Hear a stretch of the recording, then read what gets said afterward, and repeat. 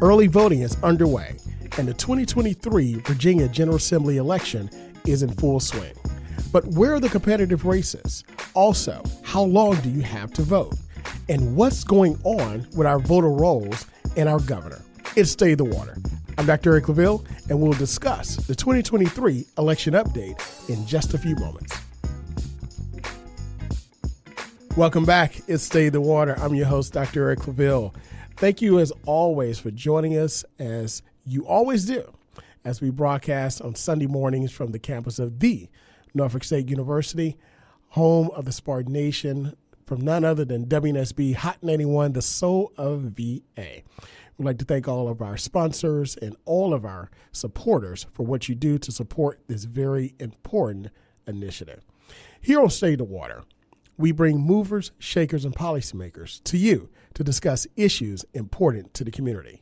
And for those of you who tune in every Sunday, you know that this time of the year is exciting for me and hopefully for you, because we get a chance to delve into and explore our civic duty of voting for the next representatives that will represent us in Richmond. That's right. This is our 2023 Virginia General Assembly election preview show. Now, during this time, we've had various candidates on the show to talk about their stances, their platform, and to really delve into what they want to do and for you in your community.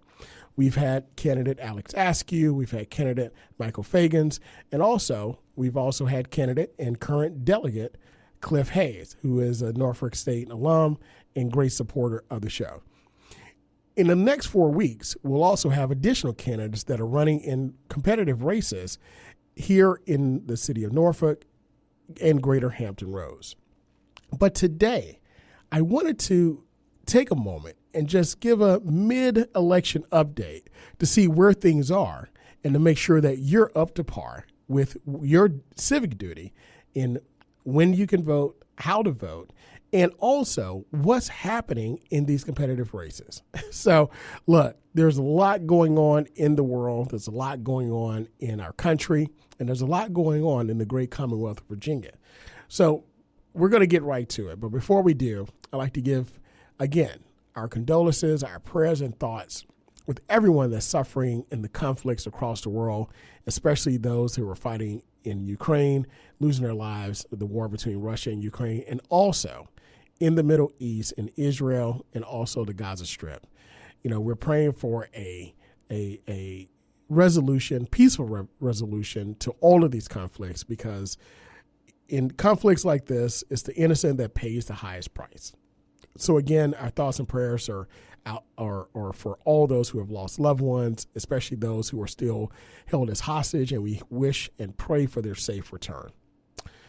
Also, we know that what's happening in Congress right now with the lack of a Speaker of the House, things are tough to get done in, the House of Representatives because of the lack of the Republican Party to govern themselves, to put a speaker in place to get the business of the people done.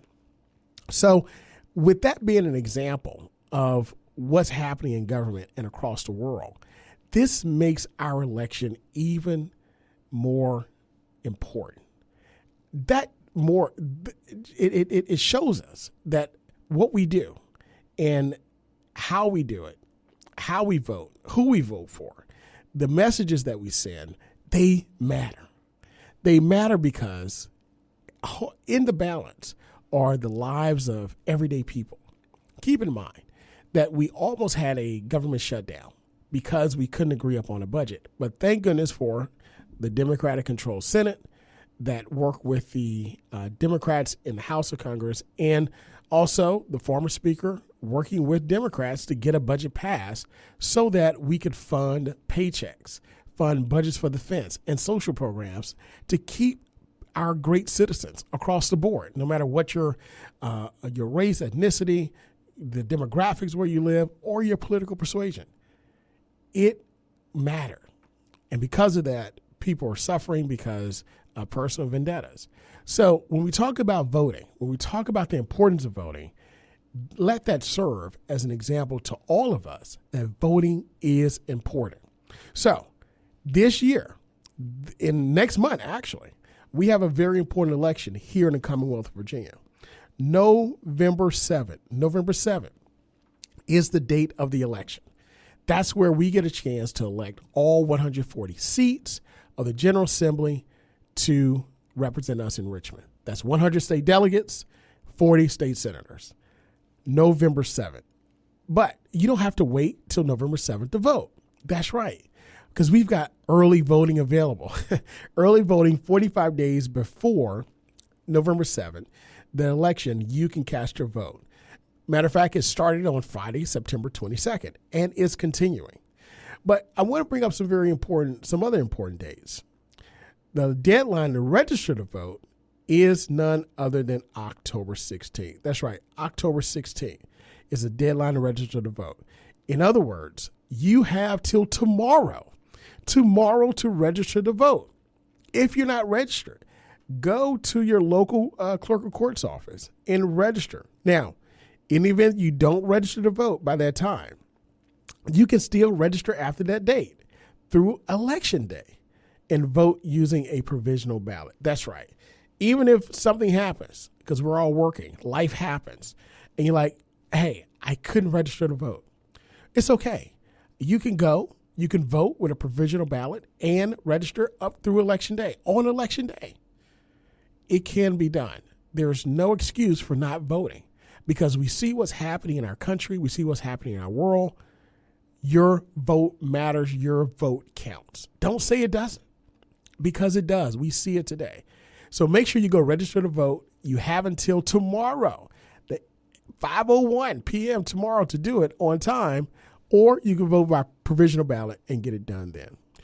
In addition to that, the deadline to apply for a ballot to be mailed to you is October 27th.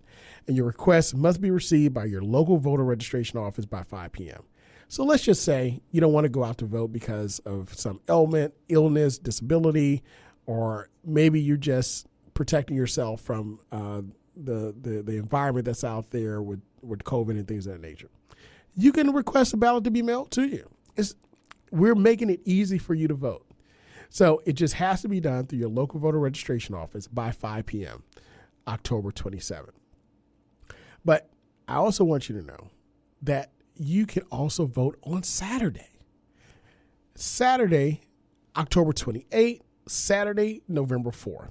You can vote in person at your local voter registration office. Again, we believe that we want to make it easy. We want to make it accessible for you to go out and vote, for you to go out and exercise your civic duty. And this is only made possible because of the great work that was done during the Northam administration in the Democratic control House and Senate, where they passed this bill in order to implement what we call common sense, good public policy. Where other states were keeping and closing access to the ballot box, we were opening it up, because no matter who you are, who you vote for, early voting is good. Now, of course, the Republicans fought against it during that time. They didn't want to pass. However, they understood that early voting is the way to win elections. So now they're embracing it. And that's fine. We want everyone to embrace your civic duty. Make it easier for you to vote. So you can find this information on the website of elections.virginia.gov. That's through the Virginia Department of Elections. The Virginia Department of Elections, you can find all of these dates where you can register to vote. Last day, once again, this Monday, tomorrow, by 5 p.m., you can register to vote on time, or you could do it up until Election Day, through Election Day, and vote using a provisional ballot. Also, the deadline to apply for a ballot to be mailed to you is October 27th, and you can vote on Saturdays. Have a party. Say, hey, guys, let's go. We're going to go vote. We're going to do it this Saturday, October 28th, or November 4th. Now, for those of you that are Norfolk State and Hampton University supporters, graduates, alums, current students, or you work there. Now, October 28th may not be a good day because that's homecoming. So I encourage you to get it done before that time, or get it done on the after homecoming, because I don't think it'll be optimal for you to do that. And then you can also vote That's Saturday, November 4th, and on Election Day itself, November 7th. So those are the dates. You heard it here. Make sure you abide by it. Make sure you go cast your vote. So I want to take a look at what's going on in Virginia.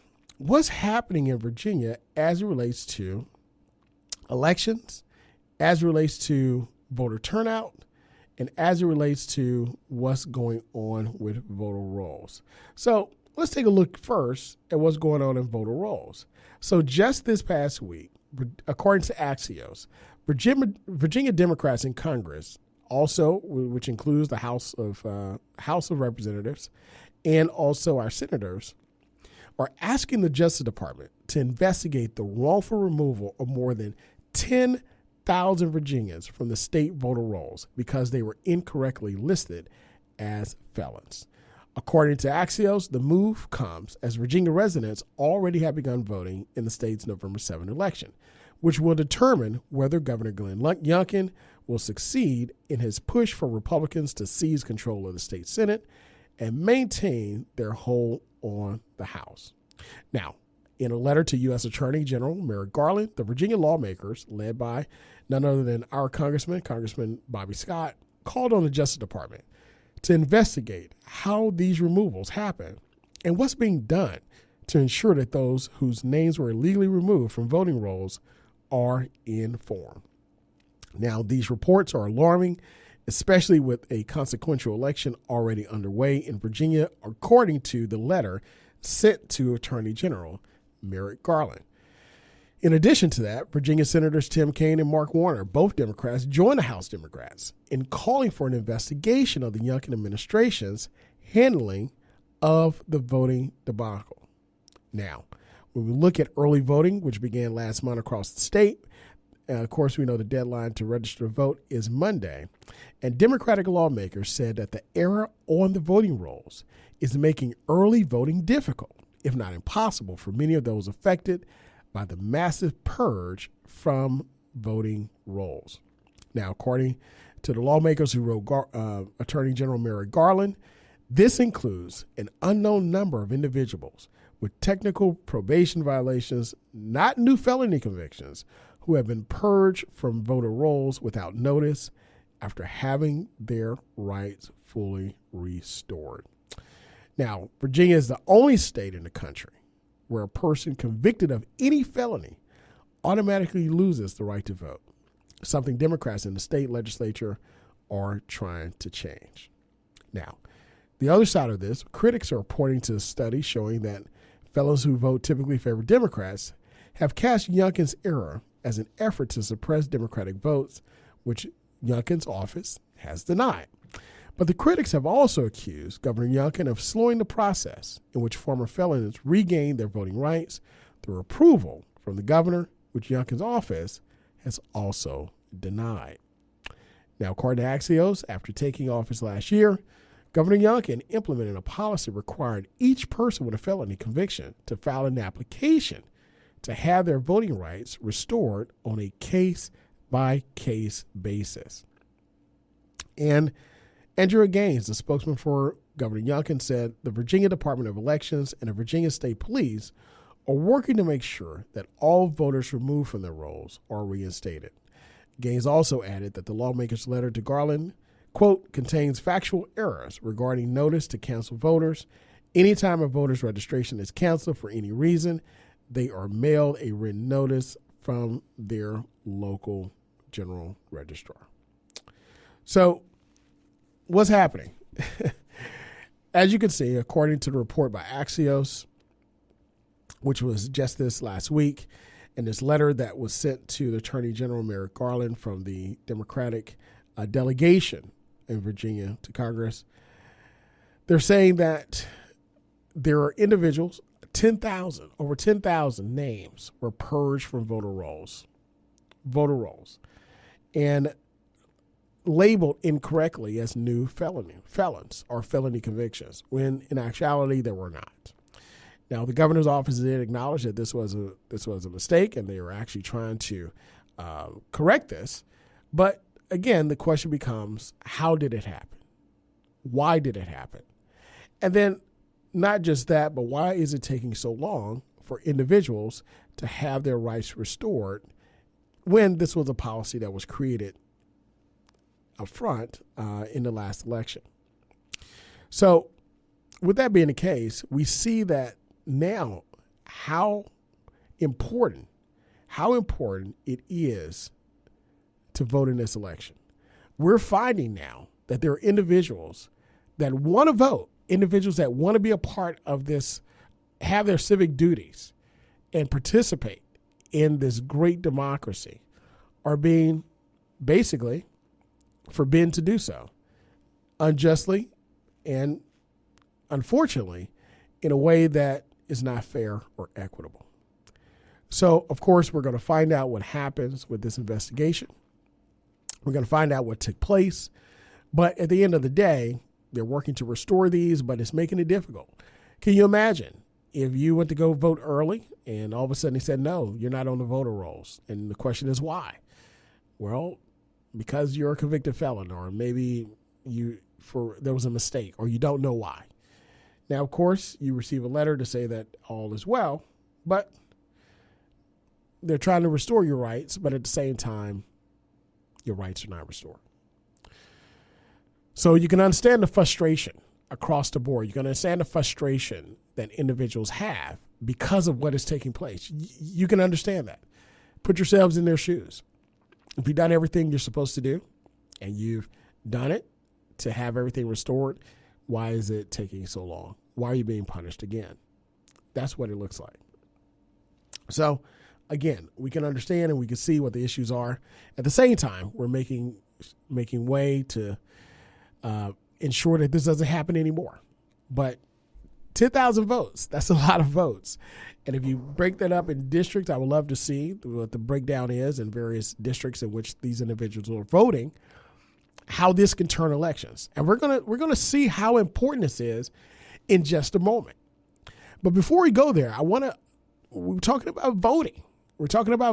I want to take a look at Virginia's 2023 early voter turnout in Richmond area races.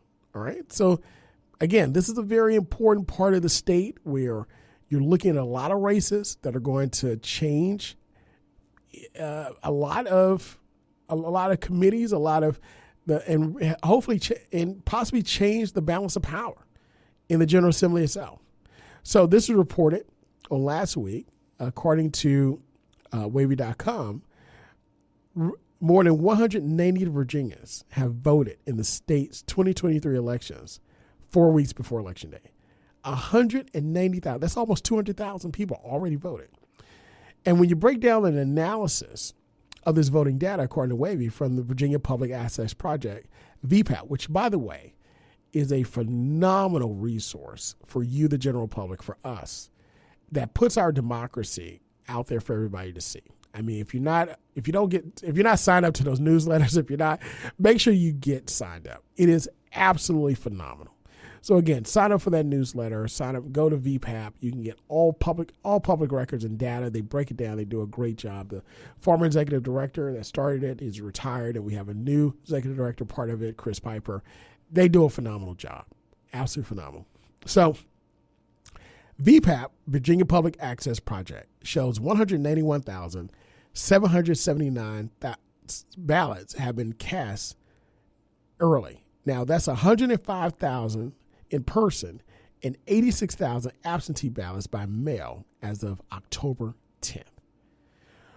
And of course, Wavy shows that with all 140 state legislative seats on the ballot and control of Virginia Assembly up for grabs, both parties have gotten behind efforts to boost early voter turnout this year.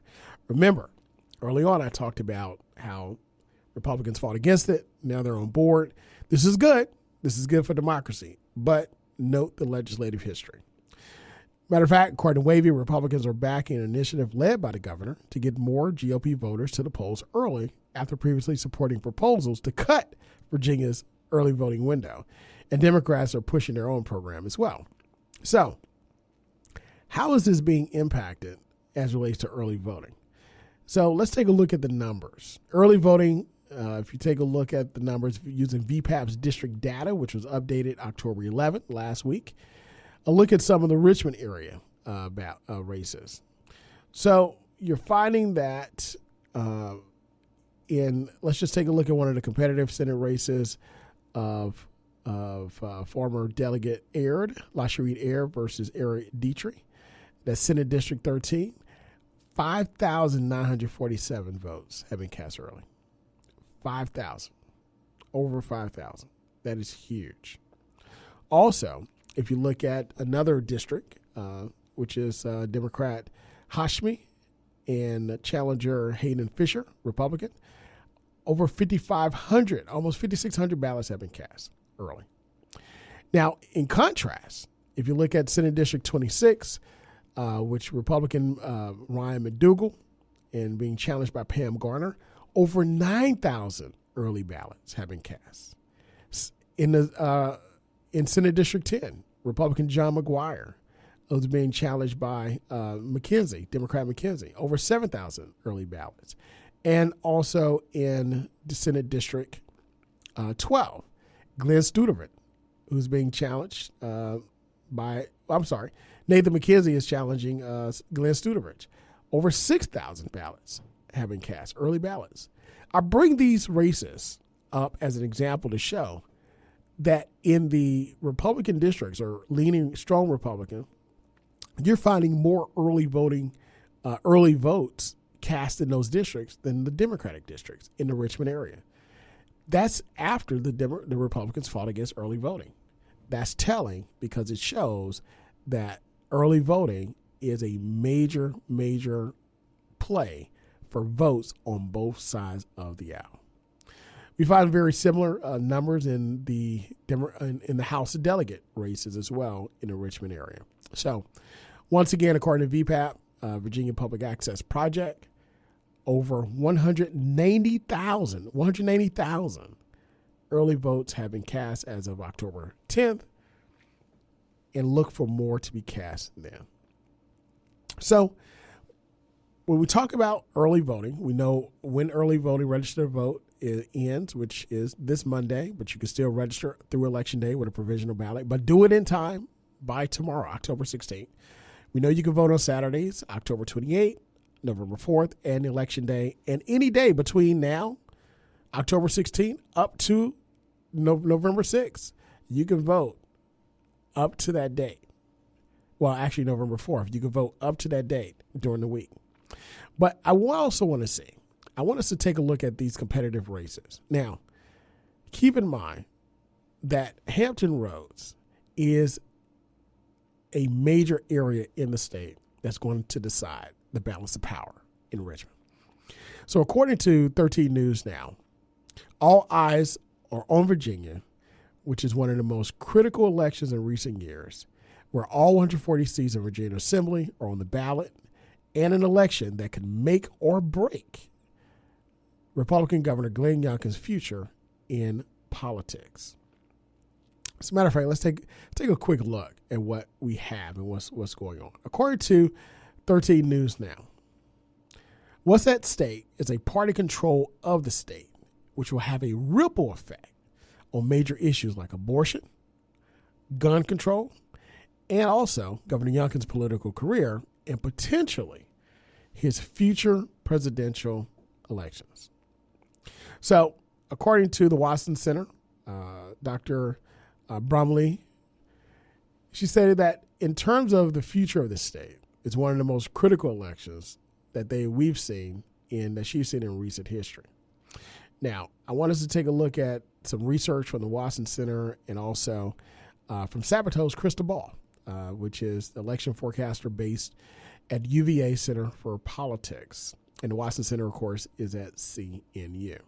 So here's some things, 3 things they said will make November general election very important for Virginians. Number 1, party control of Virginia could hinge on a handful of House and Senate races. And what are those areas? So many competitive races, according to 13 News Now, could be determined party control of Virginia Assembly in Hampton Roads. Why? 1, the region is a significant chunk of the state's population. Also, it has a history of flipping between parties from election to election. For example, Virginia Beach, the region's largest city, voted 51.6% for Democrat Joe Biden in 2020 presidential election. And a year later, it flipped where Republican Youngkin won the city by 51%. And of course, this is according to Virginia Public Access Project. Not only that, but we see a lot of hotly contested races in the Senate race. So let's look at Senate race 17, district between Republican Emily Brewer and Democrat Clint Jenkins. This district spans western Hampton Roads, Virginia's South Side, including Suffolk, Portsmouth, Chesapeake, Franklin, and Emporia. Now, according to VPAP, 41.1% of the district's population is black, which Coleman said would make turnout or the lack of it very noticeable. In addition to that, what Democrats struggled with in 2021, according to Coleman, and some of their successors in 2022 may have looked at this fact. It was the minority turnout was not great, especially in those parts of Virginia. So depending on the minority turnout in the Southampton Roads, that's going to determine that Senate race in that noticeable district, Senate District Race 17. On top of that, you got Senate District 24. Senator Money Mason, a Democrat, has a challenger, former York Poquoson Sheriff Danny Diggs, a Republican. This district covers the Northern Peninsula, Newport News, Williamsburg, Poquoson, York, and James City counties. Now, this race is very tight. And we're being told that this race is going to be determined by double digits, not percentage points, according to Coleman, but double-digit votes. So in other words, this election race, the Senate race, Money Mason and Sheriff Danny Diggs, can be decided by less than 100 votes, between 99 and 10 votes. So that's why it's important to vote in this election. Also, this election could be a trifecta for policy change in Virginia. If the Republicans win the House and the Senate, and they have the executive house of the governor's house, they're going to be able to pass whatever policies that the conservative agenda, Republican agenda has in Virginia, that the governor has. Not only that, November 2023 is a make or break for Youngkin's political future, according to 13 News Now. In other words, they believe that because he hasn't been able to pass his conservative legislation, he's counting on a Republican majority in order to do that in his last 2 years. And they believe that this is important if you want to say future in politics on a national stage. So we know our governor has been looked upon as a viable candidate for president. But of course, he's yet to commit to that. He's doing the job that he loves and the job he's hired to do in Virginia. But also there's a Senate race that's coming up not too long after that. So again, if you don't believe your vote counts, look no further than the Commonwealth of Virginia, our House of Congress, and also what's happening in the world. Make sure you exercise your vote, your right to vote, your civic duty, and involve your friends and family, because many people fought and died for that right for you to do so. Well, look, our time is drawing near, but guess what? You can join us next Sunday as we'll be back with another candidate during the 2023 Virginia General Assembly Election Candidate Series, where we'll bring movers and shakers and policymakers to you to discuss issues important to the community. Until then, be great, God bless, and we'll see you next week.